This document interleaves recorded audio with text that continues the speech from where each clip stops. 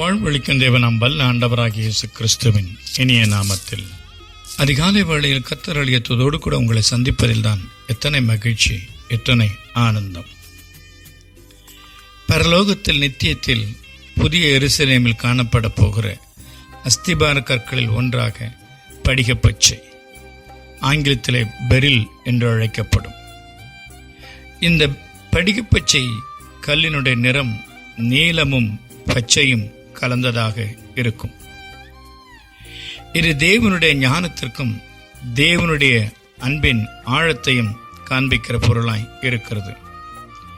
தேவ ஞானமும் தேவ அன்பும் ஒன்றாக இணைந்திருக்கிறது. ஆண்டவராகிய இயேசு மனித உருவெடுத்து தம்முடைய சத்துருக்களின் ரட்சிப்புக்காக சிலுவையில் தம் இரத்தத்தை சிந்துபடி பூமிக்கு இறங்கி வந்தபோது தேவனுடைய அன்பும் தேவனுடைய ஞானமும் வெளிப்பட்டது. இந்த பண்புகளின் நிமித்தம் அவர் உன்னதங்களில் உள்ள எல்லா துரைத்தனங்களுக்கும் அதிகாரங்களுக்கும் மேலாக உயர்த்தப்பட்டு தேவனுடைய வலது பாரிசத்தில் உட்கார்ந்தார். தேவனுடைய ஊழியக்காரர்கள் சபைக்காக ஆத்தும ஆதாயத்துக்காக தங்கள் ஜீவனையும் கொடுக்க ஆயத்தமாயிருக்க வேண்டும். அப்போஸ்தலனாகிய பவுல் பிலிப்பிய சபையின் விசுவாசத்தில்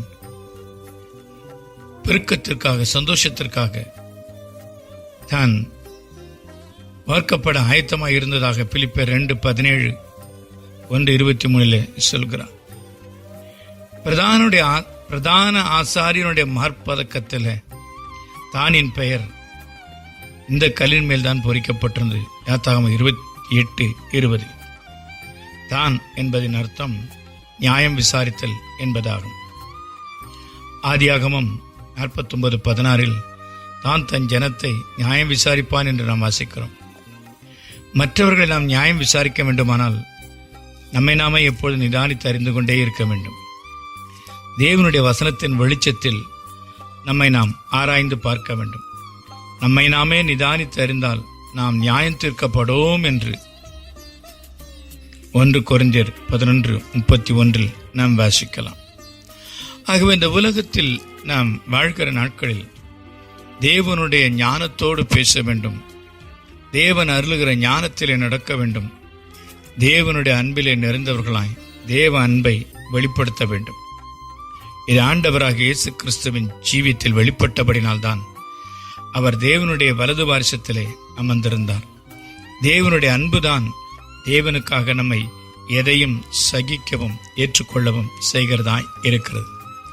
இப்படிப்பட்ட தெய்வீக குணாதிசயமே நம்மை பரலோக ராஜ்யத்தில் அஸ்திபாரக்கல்லாய் படிகப்பச்சை கல்லாய் நிறுத்தும் என்பதை நாம் அறிந்து கொள்வோம். இன்றைக்கு நமக்குள் அந்த தேவ ஞானமும் தேவ அன்பும் காணப்படுகிறதா? அன்பின் பரலோக பிதாவே, எங்களை உம்முடைய கரத்திலே ஒப்புக் கொடுக்கிறோம். தேவனாகிய கர்த்தர் உம்முடைய அன்பினால் உம்முடைய ஞானத்தினால் எங்களையும் நிரப்பி உமக்கு சாட்சியாய் எதையும் செய்ய எங்களை அர்ப்பணிக்கிறோம். இயேசுவின் நாமத்தில் பிதாவே.